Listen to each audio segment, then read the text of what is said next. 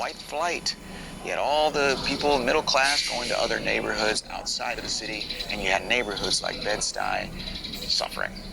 Okay, and it's an important time to mention a little, policy known as redlining. It's not just a coincidence that I'm sitting at a red bench, but redlining dates back to 1934. The FHA of the United States basically put out a manual for loaning out mortgages to people, and gave guidelines basically saying you can't give mortgages to minorities. So you create these suburbs outside of the city, and that was basically what made that. This is confused. Let's look at Wikipedia. This is what Wikipedia says about redlining. While it was about desirable and income, right?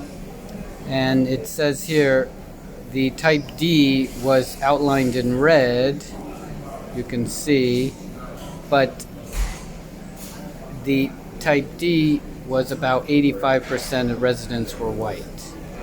But it included, poor areas. There's 85% of the residents in the redlined areas were white. So it wasn't targeting minorities, it was just looking at income. Now let's also look at another strange thing in this video.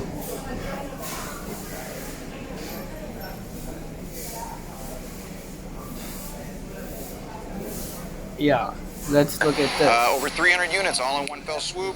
A lot of this happened under Michael Bloomberg. Yeah, Mayor Michael Bloomberg, who actually called, quote, New York a luxury city. He wanted it to be a luxury city, a place for billionaires by billionaires, because he was a billionaire. He named something a luxury product. He wanted it to be a luxury product. It's like when you go to a fancy, apartment building and you walk in to go visit, a friend's family or something, and they think you're the Uber Eats guy, I don't know what he's saying.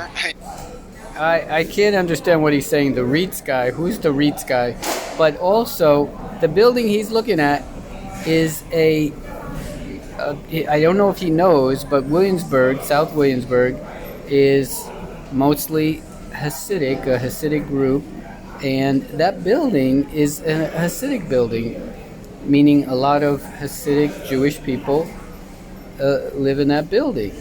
And you could even tell by looking at can you zoom in? If you look at the windows, they're blocked up because they do that for religious ceremony, something about sleeping outdoor or not inside of wood. There's something in their religious ceremony.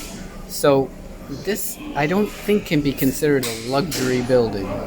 But this person, I appreciate all his video, but I don't think he understands these buildings. And it's not just this building. There's a lot of them in South Williamsburg, because I think at this point he's mostly in South Williamsburg. Peace out.